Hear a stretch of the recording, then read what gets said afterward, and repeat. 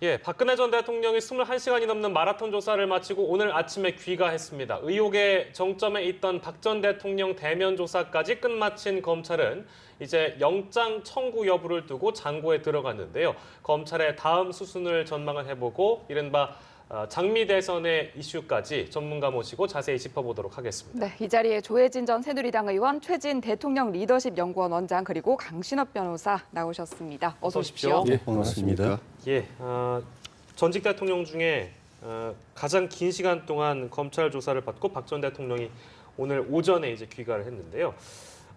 저희가 그러니까 오늘 새벽까지 뉴스 특보를 이어가면서 한 두세 시간, 서너 시간 정도 예상을 하기도 했었고 전직 대통령도 그러니까 조사 시간과 비교해 봤을 때 새벽에 나오지 않겠는가 하는 보도도 있었고요. 근데 굉장히 오래 좀 걸렸습니다. 일단 강신업 변호사께서 어떻게 이렇게 오랜 시간 동안 조서 확인을 했는지 그 이유를 좀 짚어주시겠습니까?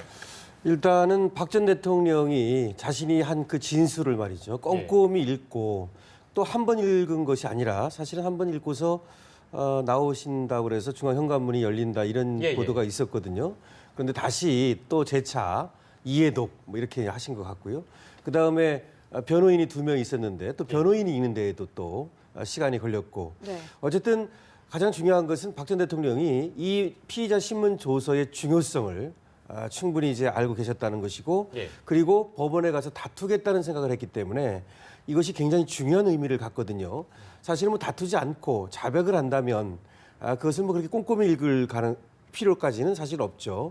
그런데 여기서부터 이제 법원에 가서 전면적인 어떤 다툼을 예고하고 있다 이렇게 볼 수 있고요. 그래서 이제 오랫동안 좀 시간이 걸렸다 이렇게 볼 수 있겠죠. 네. 저는 이제 이 장시간 이게 박근혜 전 대통령의 어떤 성격이나 스타일, 리더십 다 보여준다고 보거든요. 그러니까 다시 말씀 22시간 중에 15시간을 조사를 받고 7시간을 이제 조사를 검토했다는 거 아닙니까? 그러니까 총 조사 기간에 3분의 1을 조사를 받다는 겁니다. 사실 이런 경우는 정말 드문 경우입니다. 노태우 대통령 17시간, 노무현 대통령 13시간 받았지만 조서를 검토하는데 이렇게 시간이 걸리지 않았습니다.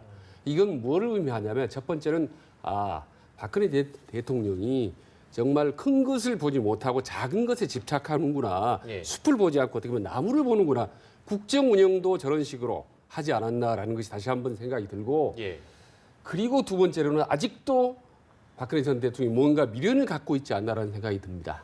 뭔가 조사를 잘해서 이후 검찰 과정에서 뭔가 좀 반전을 깨하지 않을까라는 그야말로 마지막 그런 신랄 같은 미련을 여전히 갖고 있는 것 같아서 네. 저 7시간의 어떤 그 조서 검토, 수정 이 부분이 참 안타깝다.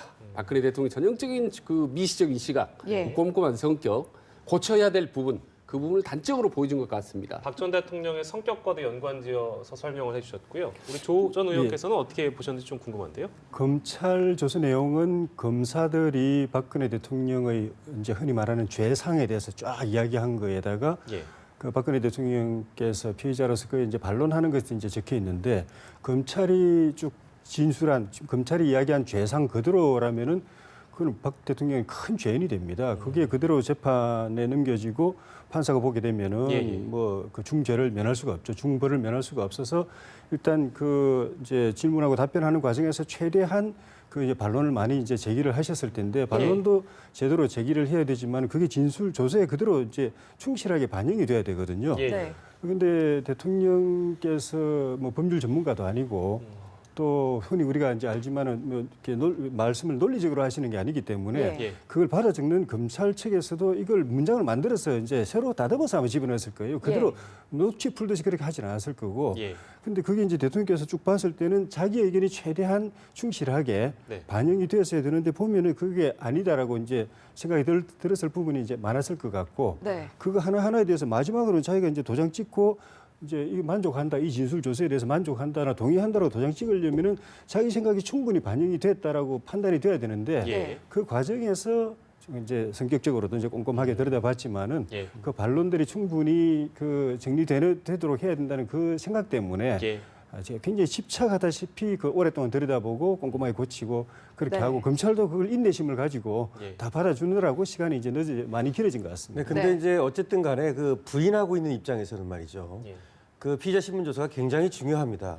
지금 다른 사람들의 진술, 예를 들어서 최순실이라든가 뭐 정우성이라든가 또는 뭐 이재용이라든가 이런 예. 사람들의 진술을 모두 이제 부인하고 그와 많이 다른 얘기를 하는 것이기 때문에요.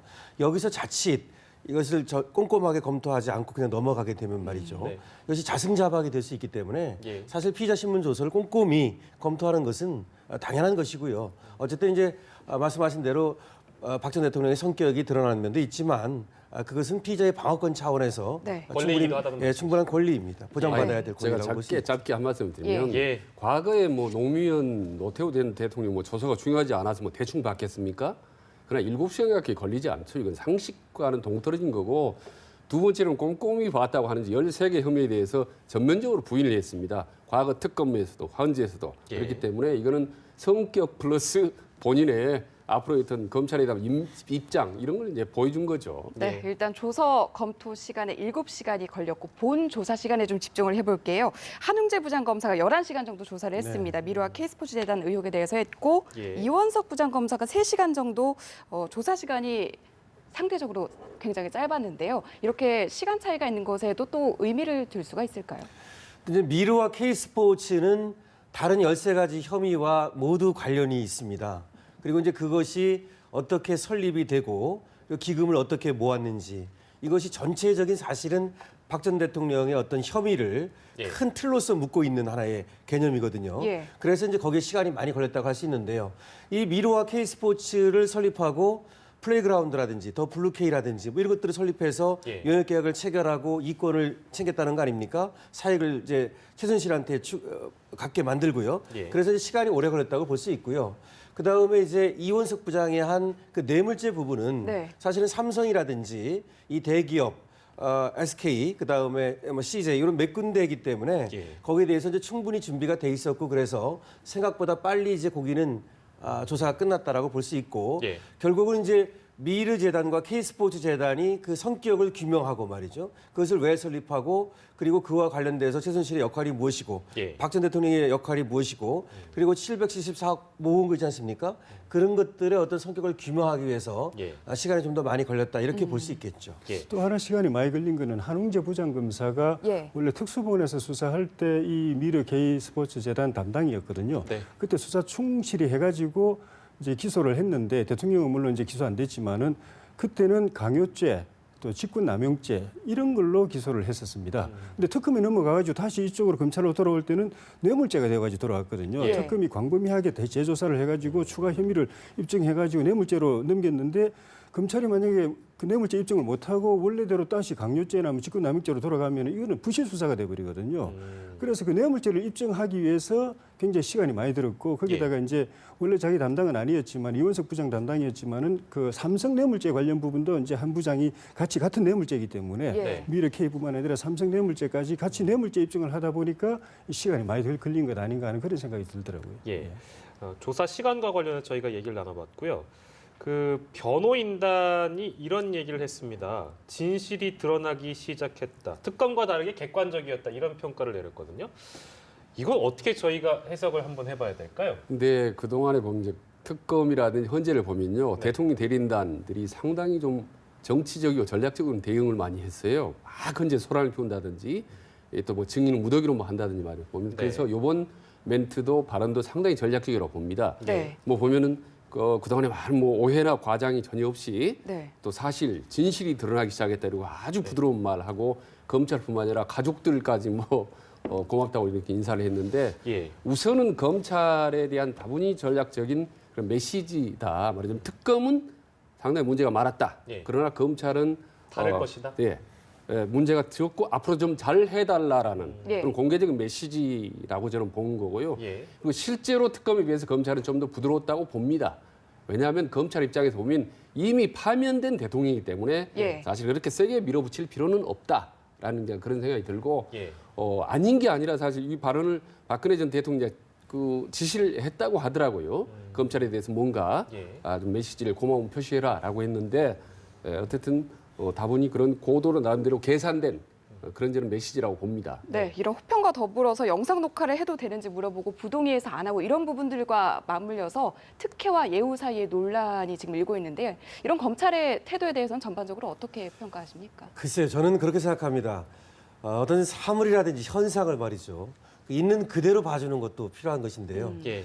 검찰에서 뭐 지금 절차라든지 이제 실체 이 두 가지가 있는 겁니다. 그래서 실체에 초점을 맞춘다면 절차는 양보할 수 있는 것이거든요.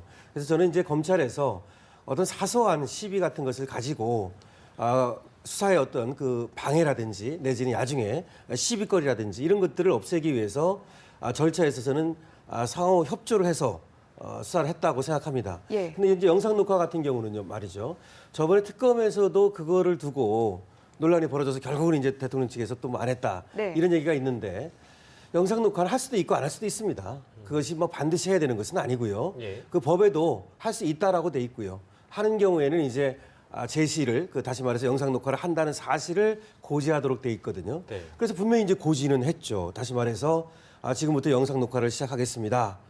그 다음에 이제 아마 대통령에 대한 예우 차원에서 뭐 별 이의가 없으십니까? 아마 이렇게 물었을 거예요. 예. 그랬는데 이제 대통령 측에서 가만히 있으면 되는데 하기를 원치 않는다 이렇게 얘기한 것 같아요. 여기서 그러면 검찰에서 그대로 밀어붙일 수는 있어요. 그래도 하겠다고 말이죠. 예. 근데 그렇게 되면 대통령 측에서 묵비권을 행사한다든지 예. 계속 협조를 안 한다든지 또 이럴 수 있으니까 아마 이제 뭐 그것이 꼭 영상 녹화를 해야만 예. 이 어떤 혐의를 입증하고 이런 것이 아니고 상당한 어떤 증거도 있고 예. 다른 사람들의 진술도 있고 대통령의 진술을 어떻든 부인하는 것이 예상되는 그런 상황에서 어떻게 보면 대통령의 그 진술에 대해서는 크게 기대를 안 했는지도 몰라요. 그런 차원에서 아마 그 어떤 수사의 원활성을 위해서 그래서 영상 녹화를 하지 않았다고 생각합니다. 근데 그 말씀 이제 동의를 합니다. 그런데 영상 녹화도 좋고 옆방에 침대를 놓은 것도 다 좋은데 예. 녹취 정도는 해야 되지 않았을까라는 생각이 듭니다. 예. 왜냐하면 워낙 나중에 번복할 가능성이 있거나 또 역사적인 의미가 있지 않습니까? 또 워낙 방대한 분량이고 하기 때문에 녹취 정도는 하지 않을까 그런 부분은 좀 아쉬움으로 저는 상당히 남고 그게 자칫하면 이제 특혜 시비로 예. 비칠 수도 있다고 봅니다. 이제 앞으로의 방향은 두 가지로 나뉠 수 있겠는데요. 구속 여부, 그러니까 구속이 되느냐 아니면 불구속 수사를 하느냐가 있고 정치권의 일정과 맞물려서 기소 시점이 언제가 되느냐 이렇게 우리가 예상해 볼 수 있겠는데요. 조 의원께서는 어떻게 보십니까? 기소는 이제 언론 보도로 보면은 이달 말이나 다음 주 초쯤 예. 그러니까 대선이 본격적으로 들어가기 전까지 대기업 수사하고 할 수 있다면 우병우 수사까지 마치고 예. 이제 기소를 할 것 같다는 의견이 그 보도가 나오는데 예. 문제는 이제 구속 영장 청구를 할 것인가 하는 부분인데 검찰 내부에서는 원칙에 따라서 검찰의 기본 입장도 검찰총장을 비롯해서 간부들의 기본 입장은 예. 법과 원칙에 따라서 한다라는 거고 또 그게 사실 또 가장 기본적인 입장이 맞긴 맞을 것 같아요. 예. 그런 관점에서 검찰 내부 의견은 다수가 뭐 여러 가지 고려해야 될 요소가 있지만은 결론만 놓고 본다면은 구속해야 되는 거 아니냐는 쪽에 이제 다수 의견일 것 같은데 예. 이제 일반 피해자라면은 그 원칙에 따라서 그렇게 할 수 있겠죠. 네. 근데 이제 대통령 전직 대통령이시고 예. 또 뭐 여성 대통령이시고 방금 또 파면 당하신 분이시고 또 대선 이제 와중이고 이런 것 때문에 검찰이 고심을 하게 되는데. 검찰이 그동안에 이게 구속을 하는 경우로 보면은 이제 법에는 이제 도주와 증거인멸 우려가 있을 때 구속영장 청구하고 구속 뭐 발부한다 이렇게 되어 있지만은 예. 현실적으로 보면은 그 수사 편의상 네. 그 증거인멸 막기 위해서라든가 아니면은 그 한번 소환할 때마다 다시 또 부르고 하기가 어려우니까 아주 구치소에 붙잡아 놓고 필요할 때 언제든지 편하게 불러서 조사할 수 있도록 수사 편의상 그렇게 그 구속을 추진하는가 하나 하고 그다음에는 어떤 징계적인 의미. 예. 이 사람이 워낙 죄가 아직 재판은 넘어지지 않았지만은 객관적인 죄상이 너무 죄질이 안 좋기 때문에 풀어놓고 그 이제 수사하는 거는 그 순리적으로 맞지 않다. 또 큰 사건 같은 경우는 국민 여론상 안 좋다. 예. 해서 징계적인 의미에서 예. 재판을 통해서 형벌을 주는 건 아니지만 구속 자체도 일종의 그 처벌, 그 잠정적인 처벌이니까 그런 의미에서 이제 하는 경우가 있는데 이 대통령 이번 박 전 대통령 같은 경우에는 수사 편의상 구속할 필요성은 별로 없는 것 같아요. 왜냐하면 검찰이 다시 불러가지고 조사할 계획이 현재는 없는 걸로 돼 있거든요. 예. 그래서 굳이 한다면은 여론을 의식해서 징계적 의미에서 예.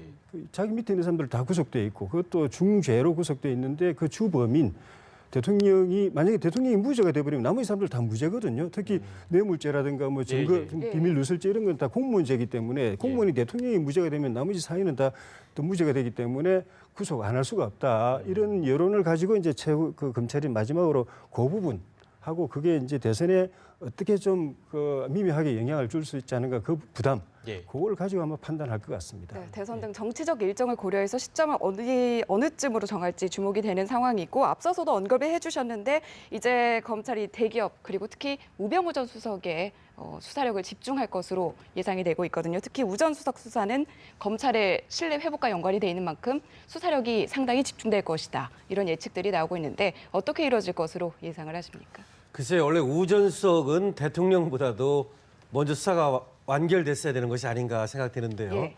어쨌든 우 전 수석이 제일 끝까지 살아남았습니다. 그래서 이제 앞으로 검찰이 이 우 전 수석을 어떻게 수사하고 어떻게 처리하는지 이것이 이제 검찰의 어떤 자기 식구 감싸기라든지 어떤 개혁이라든지 이런 것들을 가늠해 볼 수 있는 가늠자가 될 텐데요. 우 전 수석은 지금 어쨌든 간에 검찰에서도 그 특별 수사팀을 만들었습니다. 7명으로. 네. 그래서 첨단 범죄 수사부를 투입해가지고 하겠다는 것이고요. 얼마 전에는 그 정강에 돈을 넣은 M사라고 하는 그 업체를 전격적으로 압수수색했습니다. 그리고 그 관계자를 5명을 불러서 조사했습니다. 근데 이제 거기에 돈이 우선석이 2014년 5월이죠. 이때 민정수석이 되거든요. 민정비서관이 됩니다. 그때는. 그리고 나서 이제 돈이 그 정강에로 흘러들어온 그 돈이 있어요. 근데 그 돈이 이제 그 전에 변호사비를 나중에 받은 거냐 아니면 그때 이제 민정비서관이라고 하는 공무원 신분에서 말이죠. 일종의 이것이 뇌물이냐 뭐 이런 것들이 이제 의혹이 있는 겁니다. 그래서 거기에 대해서 아마 집중적으로 조사를 하는 것 같은데 물론 그거 말고도 뭐 세월호에 대해서 뭐 방해를 했다든지 여러 가지 있습니다만은 우 전 수석에 대해서 지금 검찰에서 흘러나오는 얘기를 보면 수사 의지를 드러내고 있거든요. 그래서 아마 전격적으로 수사를 할 것으로 이렇게 예상은 되네요. 네. 구속 여부에 따라서 박 전 대통령 구속 여부에 따라서 이 관련 수사들의 수사 강도라고 해야 될까? 이런 것도 좀 높낮이가 달라질까요? 아무래도 영향은 있다고 봐야죠. 아까 이제 조 의원님께서 말씀하셨는데요. 사실은 이 박 전 대통령의 이 구속 여부는 굉장히 참 이제 제가 법률가적 입장에서 봐도요. 이게 물론 법대로 한다면 그리고 다른 사람들의 형평성을 얘기한다면 뭐 구속하는 게 맞습니다. 그런데 또 여러 가지를 그럼 전혀 고려하지 않느냐. 뭐 저는 이제 정치적인 걸 고려는 하지 말아야 된다. 이렇게 생각은 하지만 지금 원래는 이제 불구속 재판이 원칙이거든요. 무죄 추정이 원칙이 있고요. 그리고 실제로는 지금 구속률이 14% 정도 이거밖에 안 됩니다. 거의 다 이제 불구속으로 수사를 한 다음에 1심 재판을 해서 유죄가 되면 법정 구속으로 이렇게 가는 경향을 보이고 있어요. 그런데 특검에서는 사실은 구속을 좀 많이 시켰습니다. 신병을 빨리 확보해야 된다든지 어떤 수사 기간이 짧다든지 국민 여론이라든지 그래서 많은 사람이 이제 구속이 됐는데 그러다 보니까 그 형평성을 여기 갖다 또 다시 맞추는 거거든요. 그래서 어쨌든 이 구속 여부에 대해서는 검찰에서 굉장히 고심하고 있다고 그러는데요. 저는 법과 원칙에 따르되 그 법과 원칙이라는 것에도 불구속 재판의 원칙은 있는 거다 이 말이죠. 무죄 추정의 원칙도 있는 것이고요. 그래서 혐의가 확실히 드러났으면 뭐 영장을 청구하는 것이고 저는 뭐 제가 수사 담당자가 아니니까요. 저 혐의가 얼마나 정도 드러나는지 모르겠지만 혹시 또 뭐 그렇지 않다면 한번 고려해볼 사항은 있다 이렇게 생각합니다. 네, 검찰의 수사 상황 지켜보도록 하고 지금 대선 전국 속에 이렇게 수사가 이뤄지고 있는데요. 이렇게 구속 수사에 아무래도 여론이 집중된다면 이런 부분들이 대선 후보들의 유불리에는 어떤 작용을 할지 이 부분도 생각하지 않을 수가 없거든요. 만약에 이제 박근혜 전 대통령이 이 구속이 될 경우에 어느 정도 TK 진영이나 보수 진영의 동정론 역풍이 어느 정도는 일어날 거라고 봅니다. 다만 그건 저는 일정 한계가 있다고 봅니다. 왜냐하면 그동안에 태극기 집회를 하는 과정에서 사실 격렬하게 어떤 그 탄핵 반대 시위가 있었고 탄핵을 결사 반대한다, 파면 반대하는 것이 이 최대치가 사실 20%까지였습니다. 그렇기 때문에 일정 한계이고 대선 전체에는 저는 결정적인 큰 영향은 없다고 봅니다. 다만 만약에 반대로 구속이 영장 청구가 지금 기각이 되는 거나 불구속이 됐을 경우에 그 반대일 경우에는 오히려 보수진이 훨씬 더 반격의 강도를 높일 거라고 보는 거죠. 자, 이 봐라 말이야. 영장도 기각되지 않느냐 혹은 구속되지 않았지 않느냐. 그래서 헌재도 무효다. 특검도 무효다 이렇게 하고 오히려 보수적인 전면적인 반격이 나타날 가능성이 오히려 더 높다고 봅니다.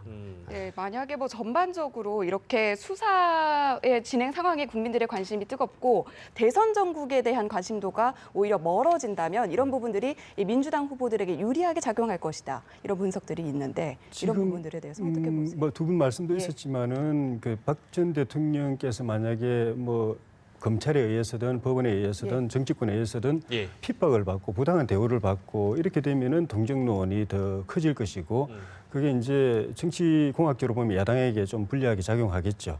근데 지금까지는 오늘 검찰 수사도 대통령 스스로 만족하고 심지어 뭐 대통령 뭐 검찰의 경의를 표한다는 말이 나올 정도로 거꾸로 박 대통령에 대해서 부정적인 여론을 가진 분들은 뭐 검찰을 아주 비난하는 그 짬짬이 수사를 한 거냐 이런 말이 나올 정도로 별로 그렇게 검찰로부터 핍박받는 게 없어요. 예. 뭐 법원의 재판 과정, 재판은 앞으로 이제 대선 이후에 벌어질 가능성도 또 있고 그리고 야당도 조심하면서 그전에는 뭐 구속시키라고 하던 분들도 지금 구속시키라고 이야기 안 하거든요. 네. 그냥 법원이 이제 검찰이 법과 원칙에 따라서 하라고만 이야기하고 이재명 시장 정도가 구속시키라고 그러고 이제 그 야당도 별로 그렇게 대통령에 대해서 야박하게 하거나 그렇게 뭐 핍박 안 해요.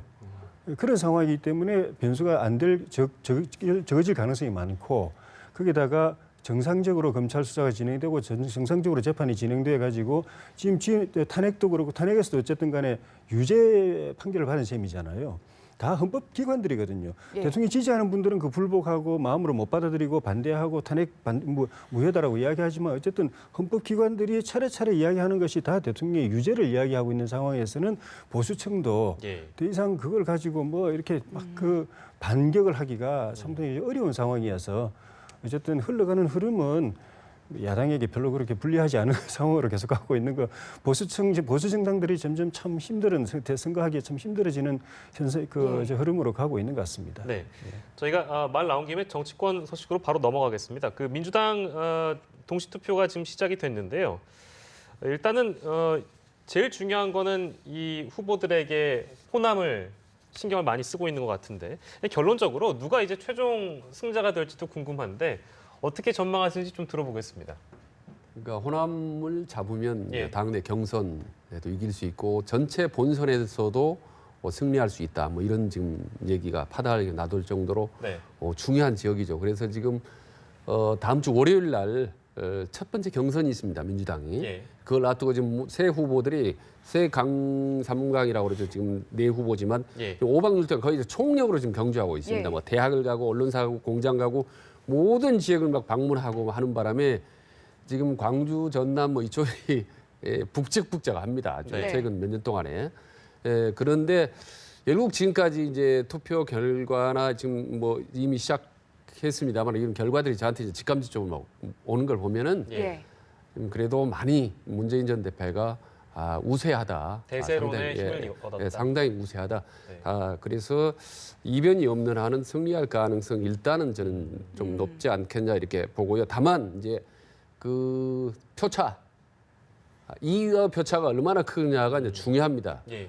그래서 만약에 문재인 대표 근소하게 이길 경우에는 그 경우는 상당히 대세론에 좀 타격을 받을 수 있다. 예.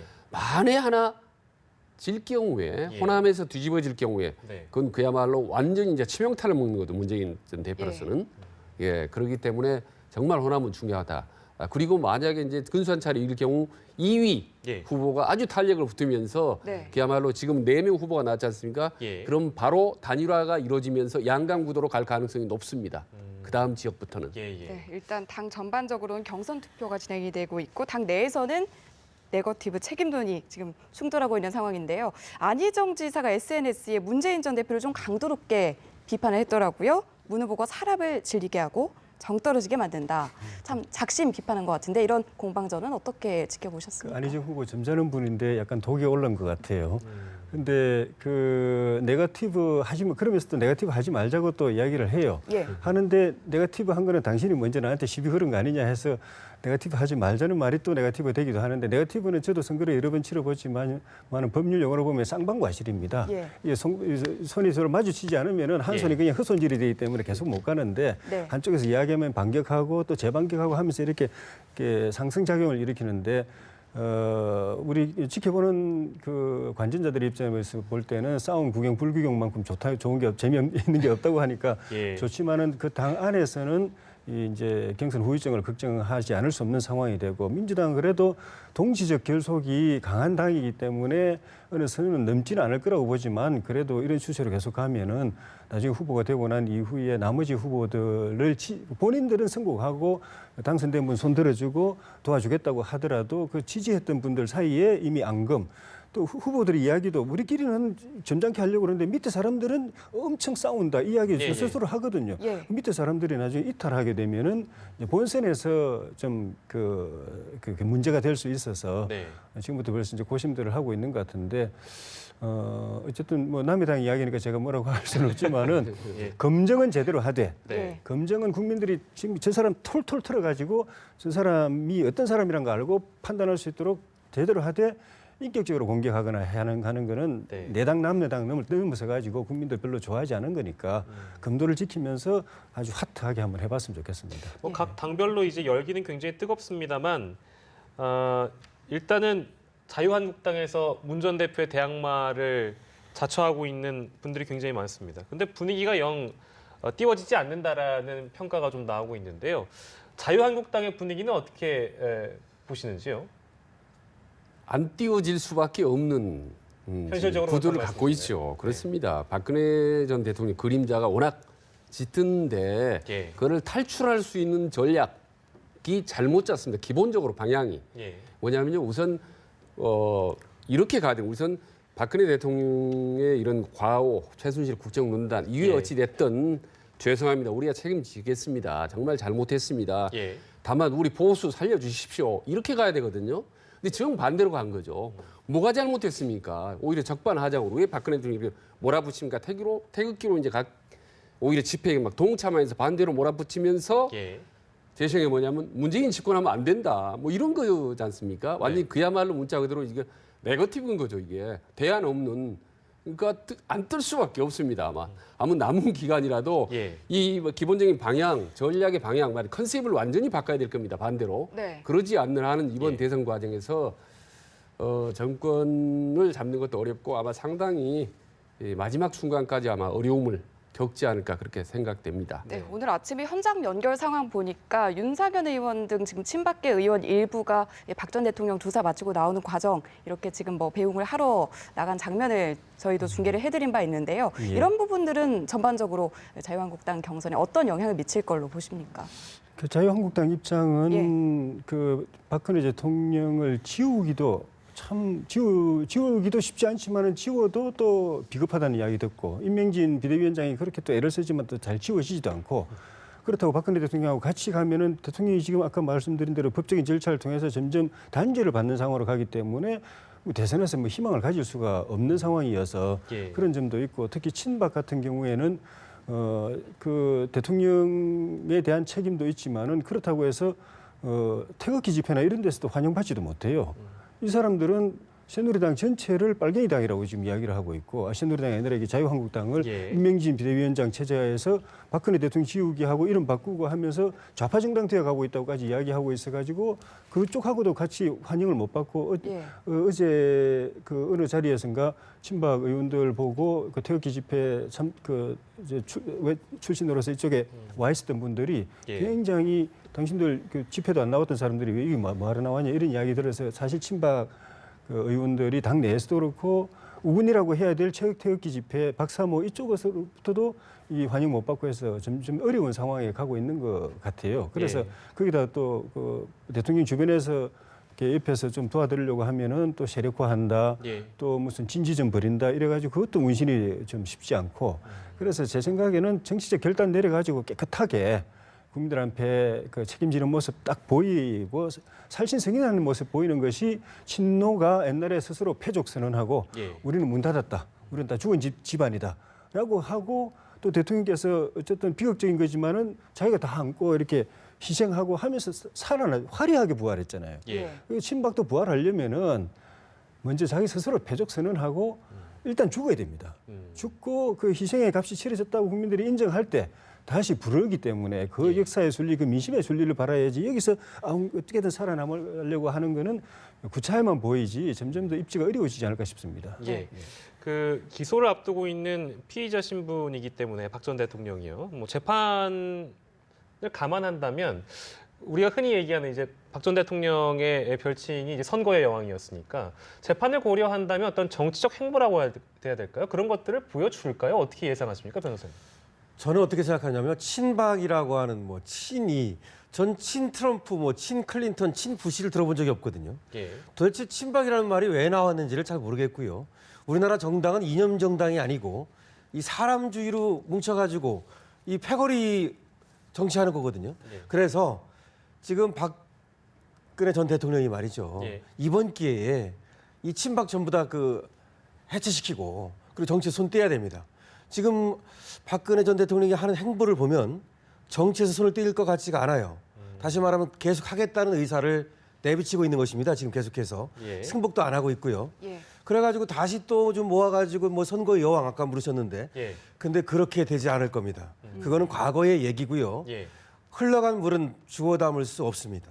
그래서 박근혜 전 대통령이 정말로 마지막 국가에 봉사하고 국민에게 헌신하겠다고 생각한다면 친박 뭐 이 개인적인 뭐 이런 인연이야 뭐 그건 할 수 있겠습니다만은 더 이상 그것을 세력화한다든지 그것을 가지고 또 무엇을 추구한다든지 예. 이렇게 하지 말아야 합니다. 예.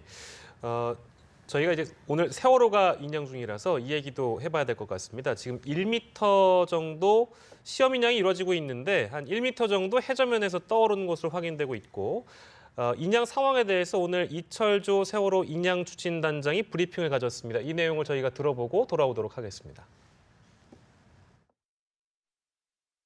오늘 오후 3시 30분경 세월호 선체가 해저면에서 약 1m 인양되었습니다. 현재 잠수사를 통한 유관 확인이 진행 중에 있으며 확인 결과 선체가 해저면에 뜬 것이 확인되면 이후 선체의 수평을 맞추는 하중 조절 작업이 진행될 예정입니다. 이상의 시험 인양 과정이 모두 마무리되면 이후에 기상 등을 확인하여 본 인양 추진 여부를 확정할 예정입니다.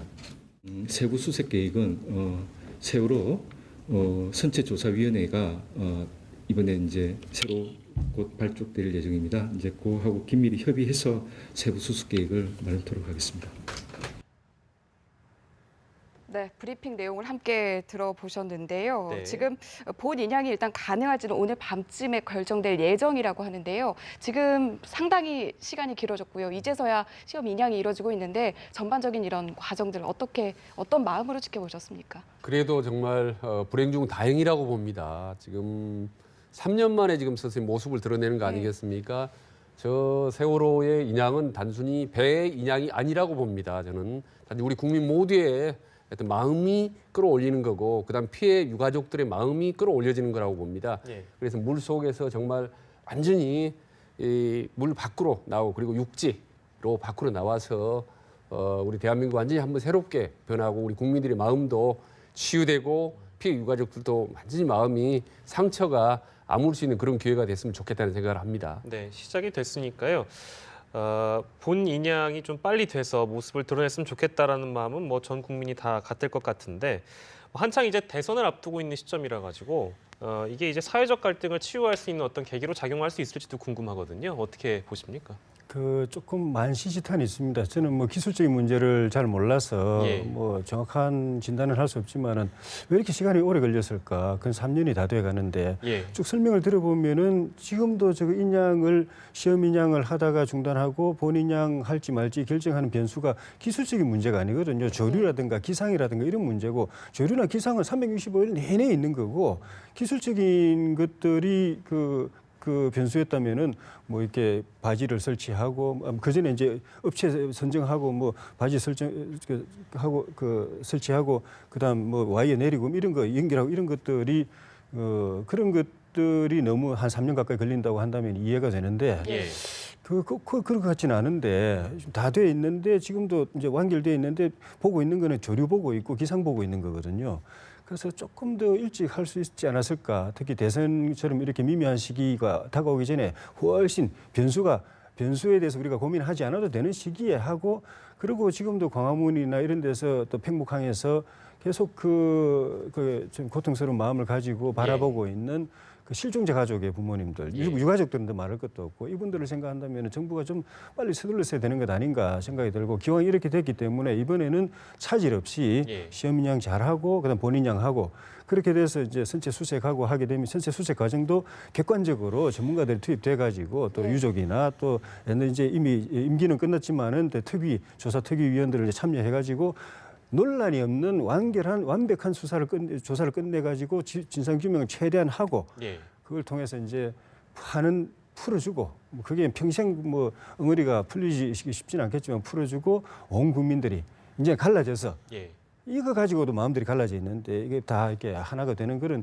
계기가 돼야 됐고 이게 다음 정부가 해야 될 중요한 이 사회적 통합의 이 과제가 될 것이라고 생각이 듭니다. 네, 방금 말씀한 것처럼 세월호가 물 밖으로 나와서 100% 완벽하게 그 부분 인양이 되려면 사실 세월호 7시간의 진실도 밝혀져야 됩니다. 아직까지도 지금 많은 의혹들이 지금 남아 있지 않습니까? 검찰에서 그 부분에 대해서 이제 다시 지금 조사를 하고 있지만 그 부분까지 의혹까지 완전히 밝혀져야 그야말로 명실상부한 세월호의 문제는 완전히 종지부를 찍을 수 있겠다. 그런 생각을 합니다. 사고 해역의 날씨가 계속해서 좋게 유지가 돼서 이번에는 꼭 본 인양이 이루어졌으면 좋겠습니다. 오늘 말씀 여기까지 듣겠습니다. 고맙습니다. 고맙습니다. 네, 고맙습니다. 고맙습니다.